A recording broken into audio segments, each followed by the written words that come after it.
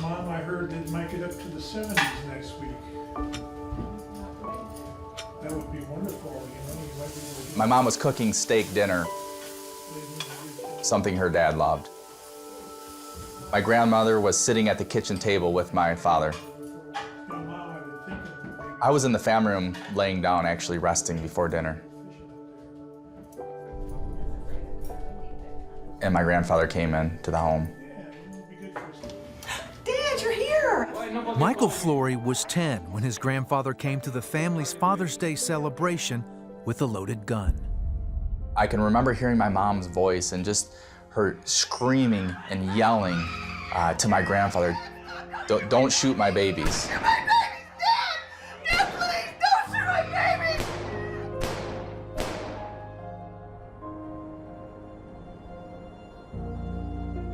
When he came into the living room, I just thought, this is the end of my life. A nice, normal family. That's all Michael, neighbors his recently grandmother, today and two of described his the three Flory sisters were family. hospitalized with gunshot Very wounds. active with the parish at St. Gerard Church.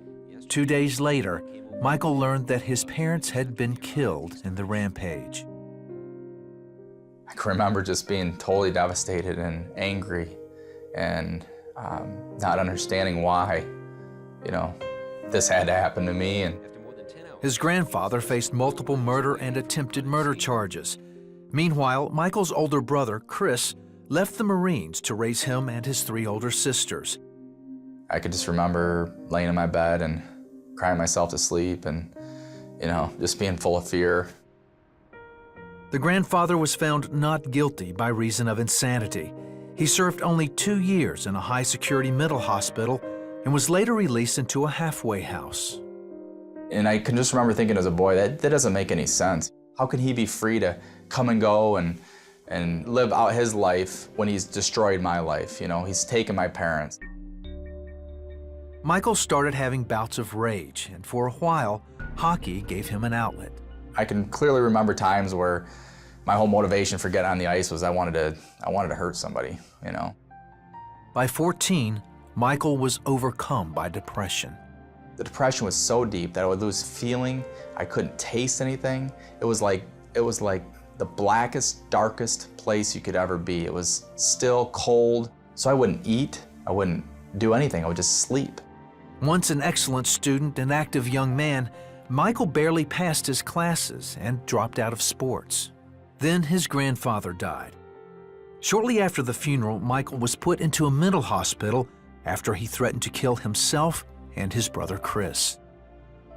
I remember in that night just, calling out to the Lord and saying that, to God that I can't do this anymore. And I can remember just feeling an overwhelming presence, and I heard, "You're gonna be okay and you're gonna get through this." Michael says even though he didn't understand his experience, it was still comforting. In the meantime, psychologists diagnosed him with major depression and mood disorder. It's a sickness that's passed down from generation to generation, and your grandfather was mentally ill, but the hope is that we can get the chemicals balanced out through this medication. But the counseling, medications, and treatment failed to give his mind any relief.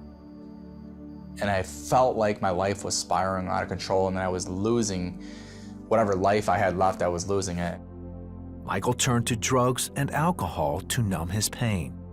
Every day I would carry the loss of my parents and would carry what had been taken away from me, and by going out and, getting high or getting drunk, it was a way to just kind of eliminate all that.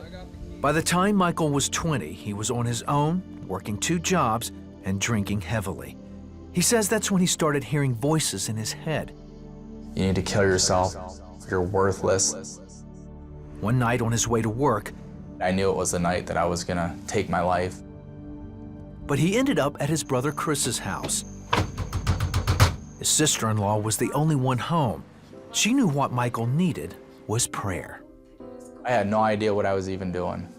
She was praying, and then people from their church came over. They even got on a prayer network.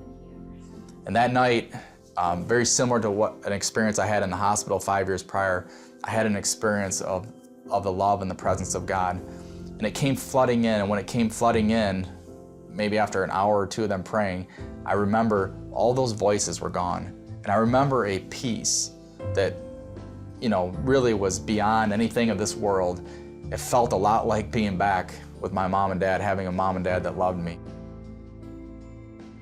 About a month later, at a service at church, I went forward to receive Christ and to receive baptism of the Holy Spirit, and at that point, my life just began to drastically change. Michael says the first thing that happened was that God restored his mind. It was just such an amazing thing, and all the voices and everything that psychology couldn't do or medication couldn't do, those voices were gone in an instant. Gone, too, is the hatred he felt towards his grandfather.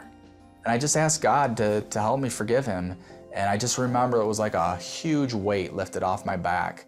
Michael now runs a successful business with his brother Chris and preaches around the world. He's also raising 8 children with his wife Cassie. I just look at my life today and I say, as much loss as there's been, there is more gain by knowing Christ. It's beyond all that I could ever think or imagine.